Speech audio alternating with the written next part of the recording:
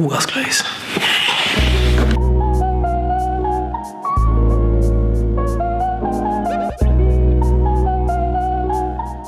It's Sunday afternoon, I'm back in the studio and I'm painting some backgrounds.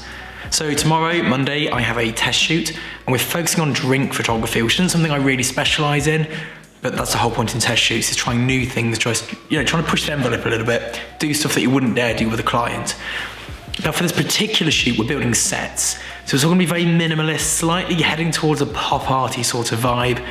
I'm gonna take you through the process that I go through to get the shoot done. So first off, we have the mood board, and then we have the shot list. So in this particular collaboration, I'm working with a food stylist, and she built a really beautiful mood board. Now you're probably wondering why my voice sounds like this. Up until yesterday, I didn't have a voice, so it's gonna be a bit husky throughout this video, maybe be a new thing. Now, to do this shot, as well as getting all the props and drinks that we're going to need, all the styling kit, we also need the sets, and that's what I'm working on now, so let me show you what I'm doing.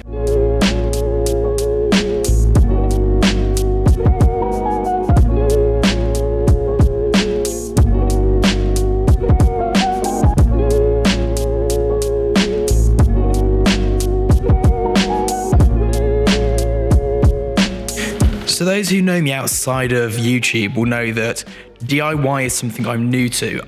When I got this studio, I didn't have a clue what I was doing, but I've since managed to build an office, a wall and doors. I managed to do it. I had people in, but I've got a lot better. And this is something that a few years ago would have absolutely baffled me. So we're going for these like nice corner pieces. So there'll be a floor and two sides. I'm going to use C-stands and super clamps to hold it all together rather than actually building it. Which is why the wood's a bit oversized. It doesn't need to be this big, but I have another use for it when it's done. So rather than sawing it in half, I thought I'd make good with it. Anyway, so it's Sunday, busy painting. I've gone for a grey undercoat. Now, I picked up this tip from a friend who paints model figures. If you want a rich, dark background, you go for a grey undercoat. If you want a white background, like a bright background, go for a white undercoat. Now, the coloured paints are pretty darn expensive. These are like £20 a tub.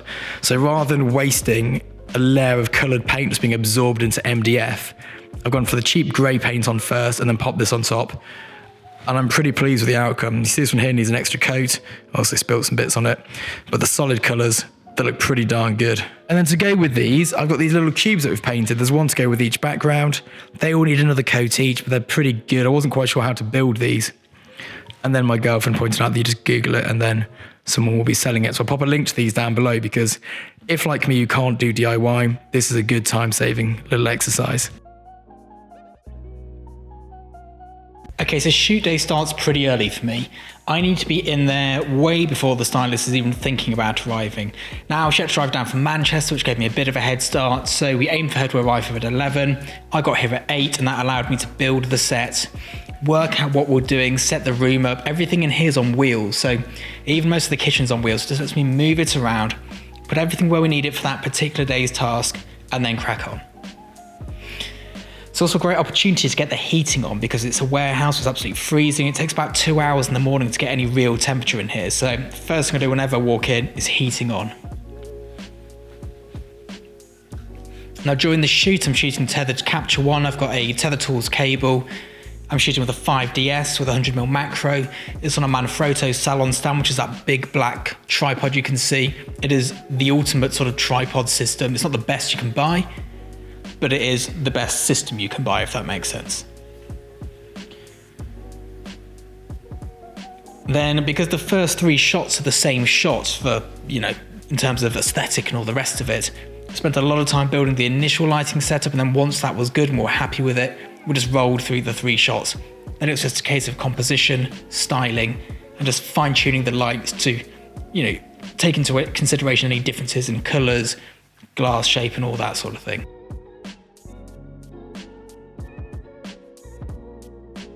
If you go onto YouTube and look for drink photography styling, and beer photography, all that sort of thing, you'll see all these weird and wonderful ways that people are styling the bottles, the glasses, the beer, whatever it may be. There's a lot of tricks going on. Fake ice cubes, dressing the glass, spraying the glass, you're getting out the fake ice, all that sort of stuff. That's great, and it works for certain brands. If you're shooting for Budweiser, that's definitely the route you're going to go down. But it is not the only way or the best way to do things. Now for this particular shoot, we didn't use fake ice cubes. We didn't even dress the glass. We just cleaned the glass using like a window cleaner and some like paper, got it really nicely clean to try and save time in post-production. We filled the glass on set, and then we used real ice cubes. I'd frozen the ice cubes days in advance. There was no purified water, boiling of the water, none of that jazz. From the tap to the ice cube tray, into the freezer. We wanted that imperfection, we wanted that realness, we wanted the whiteness in the ice cube, not the clear acrylic cube. Then in terms of condensation, we tried to shoot it before the condensation arrived. It didn't fit with the aesthetic that we were going for this particular shoot. Now I've done loads of shoots where we've had to use fake ice cubes, warm liquids and all that sort of thing. It has its place. When we're shooting monstrous flat lays and we're going to be there for hours, absolutely. But this single drink on a stand, we built the shot in set, it didn't take long. So real ice, real drinks, and we just cracked on with it. Now the garnishes were obviously carefully curated, they were carefully selected. The burnt orange, which you can see in one of the shots where it hits the ground, that was pure coincidence that we shot it like that. It had fallen off the glass. I happened to fire the shutter at the exact moment. It was sort of standing on the ground and perched slightly upward. Now the garnishes are really important in these images because apart from those, it's a very almost monochromatic image. There's not a great deal going on in terms of different colours, contrast. It's just a slight, it could be black and white basically.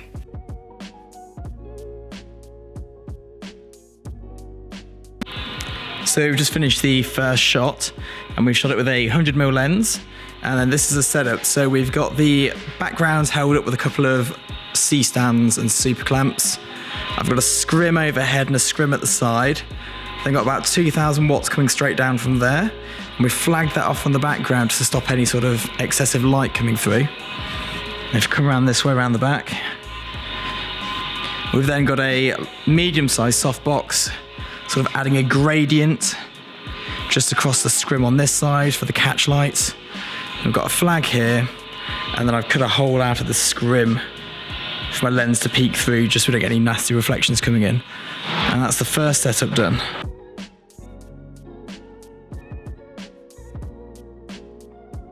Okay, so I know this is what you guys all wanted to hear more about, and this is the lighting.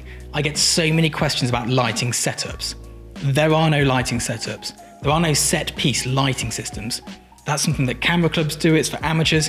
It is not the way that you want to be thinking about lighting. As soon as you start thinking of setups and systems, you've already lost the battle and you won't be able to progress. So I'm going to talk you through my mindset as to how I came to this particular lighting and how I decided as I was going along. Now, building into a set gives you some real difficulties when shooting glassware because you can't get behind on all sides. You're limited as to where the lights can go because you've got two opposing walls which stop any light coming through. Now, there's two things I needed to create with my light here. One was the shape of the glass. Now, the shape of the glass was lit by having a scrim down the open wall and then having a light coming at a 45-degree angle from a softbox with the softbox touching the scrim so it creates a gradation. And that gives you that wonderful shaping to the glass. Now, the second light I needed to create was for the liquid in the glass. To light the liquid in the glass, I put a really powerful, I think it was a 3200 watt head on a Pro Pack directly above with a really tight grid. This isn't the sort of grid you can pick up for £10, it's like a 180 or 200 pound grid. And that shone straight down into the light. And then we did what's called flagging the light. Because it was still spilling even from that, I only wanted it to hit the light. We got some bits of card which were black on one side and we'd take them to the light and to the background just to stop that light from washing down the back of the set. Now once we'd got that, we got a very moody shot going on. We'd got an illuminated drink and we'd got like a nice shaping to the glass. So I brought in a bounce just to add a little bit of atmosphere, a bit of ambience is more the word I'm looking for here, just to lift the general level of the shot. And that's it. There's no setup, there's no system. This wouldn't necessarily work again. It just happened to work with the glass shape we had, the sets we had, the color range we had, and the aesthetic that we were trying to achieve on this particular shot.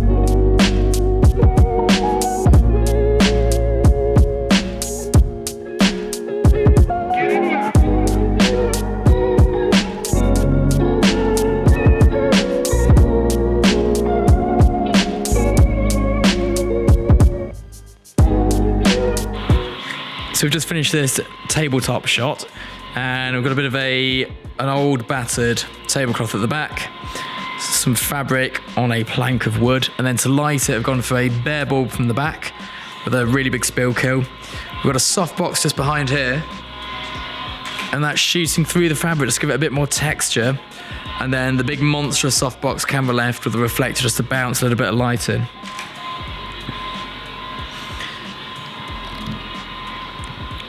And that's our finished product. So for the second lighting setup of the day, we're going for something very different. I'm going to try and explain again my sort of mindset, my mentality behind getting to this position, because it's not the sort of thing where you're going to find this lighting setup in a diagram anywhere. So we're thinking summer. We're in the UK, it's early afternoon, we're getting a bit early on the booze. You know, we've got the linen hanging in the background, that's your clothes on the laundry, whatever it may be, some nice soft fabrics to keep the sun out, some scrim. And we're going to have a nice soft box coming through the back of that, just to give that diffused light and that airy feel to this fabric. Now, as a key light, I went for a monstrous 2.5 meter soft boxes coming in from one side. And that was just to flood the image with light. I just wanted everything to be bright, everything to be lit. It was a reasonable distance. It almost reached the whole way across with a bit of a bounce from a polyboard. It pretty much filled the shot. Now, the thing which sells this image as summer is the sun. Now, a softbox by itself isn't the sun, that's a cloudy day. So coming in from the back, I got a massive sort of spill kill on a broncolor head, whacked the power way up, and I put it at the angle that the sun would be at that time of day. We backlit the shot with that. And that is what sells this image. So rather than having a specific sort of lighting setup, this is my 3 light setup for this type of thing, it wasn't that. More so it was trying to recreate what we were looking for. So we wanted that summer. We had the light to fill the ambience up with the big softbox. We had the backlit linen, and then we had the sun coming through. And without the sun coming through, that shot just wouldn't look summery. Now with lighting, you can go for as long as you want with these things. You can just keep adding and adding and adding. It can be overlit, overcomplicated. So you're trying to create something which looks as natural as possible for food a lot of the time. Not always. There's absolutely a time to be abstract or subtractive. But a lot of the time you want to create something realistic.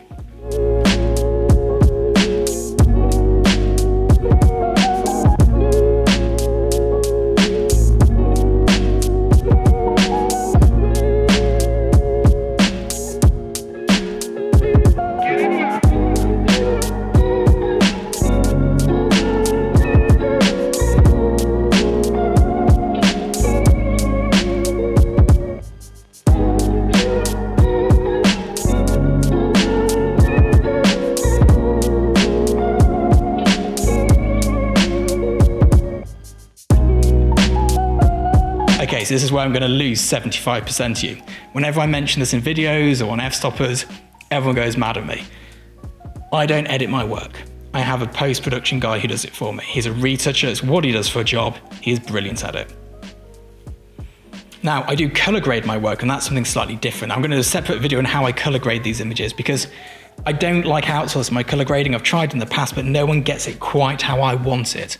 And by the time I've explained it to them, I might as well just do it. But retouching takes ages. And it is not, one, financially viable for me to do it myself because it would take up too much time. And the cost of a retoucher is not the same as my profit of shooting time. So it's a bit of a no-brainer in that sense. Secondly, I'm not good at it. It is not my skill set. It is not my forte. In the same way that if we have to build a massive set in here, I won't be building that. I'll be hiring people in. Softboxes, don't make my own softboxes. I buy them from a shop. All these things that you just think, I'm no good at it. I'll get someone else to do it. There seems to be a sort of thing on the internet where people believe that you should retouch your own work. It is utter nonsense. Very few professionals retouch their own work, especially in the commercial world, in the advertising world.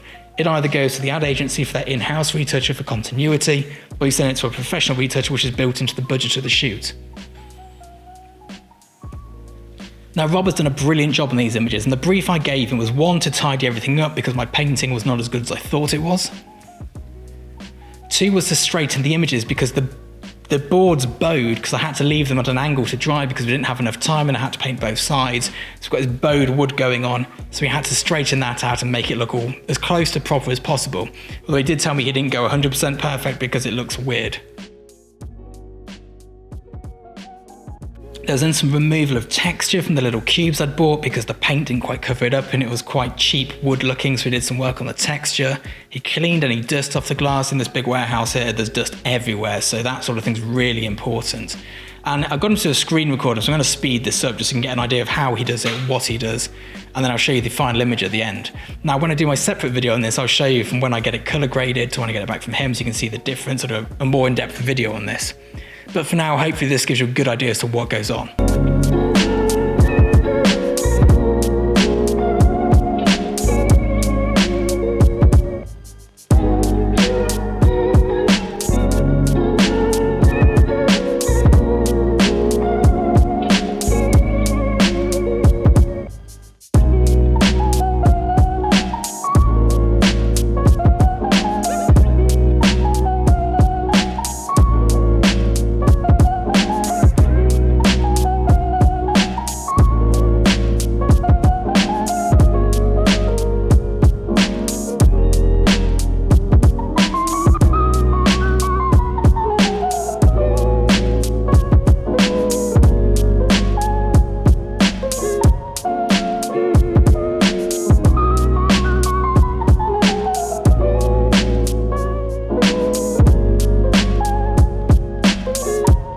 So all in all, the shoot was a success. I've got all 4 images in my portfolio on my website right now. I'll drop a link in the comments somewhere with that. And I was really pleased with it. It went well. Now, there's things that could have gone better. I didn't realize quite how challenging lighting the glass shape would be with the corner piece, because normally you'd get more space come around the back, around the sides, and be able to get some really nice gradation going on, but that was really challenging. Also, we should have tested the glass shapes first, because we wanted the continuity and lighting throughout the 3 cocktail shots. You put glass 1 in, you light it, it looks perfect. You put glass 2 in, and there's just reflections thrown out everywhere.